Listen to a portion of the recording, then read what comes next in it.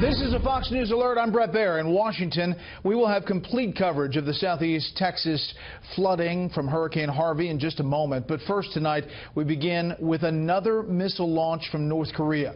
South Korea's news agency now says the North has fired an unidentified type of ballistic missile today, and there are now multiple reports that the missile may have flown over Japan.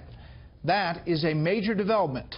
National security correspondent Jennifer Griffin is at the Pentagon with late-breaking details. Good evening, Jennifer. Good evening, Brett. The Pentagon is still assessing the trajectory of this latest missile fired from North Korea.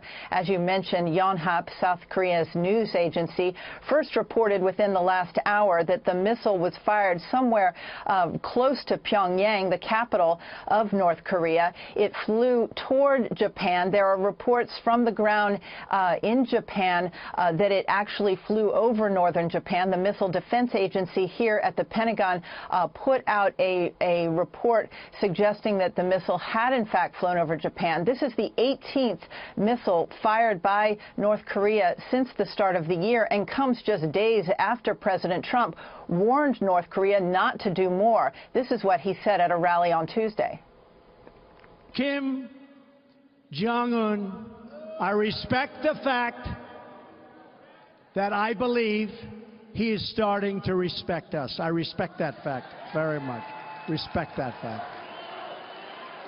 And maybe, probably not, but maybe something positive can come about.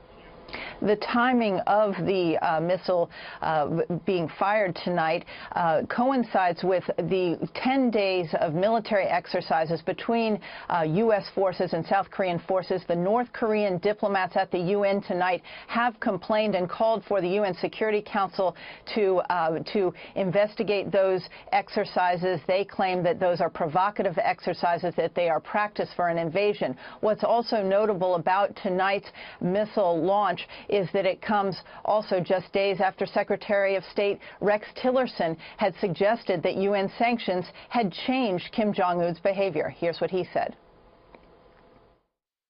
I think it is worth noting that we have had no missile launches or provocative acts on the part of North Korea since the unanimous adoption of the UN Security Council resolution. And I want to take note of that. I want to acknowledge it. I am pleased to see that the regime in Pyongyang has certainly demonstrated some level of restraint that we've not seen in the past. North Korea first fired a missile over Japan in the 90s. It was a Taepodong, and it got the world's attention.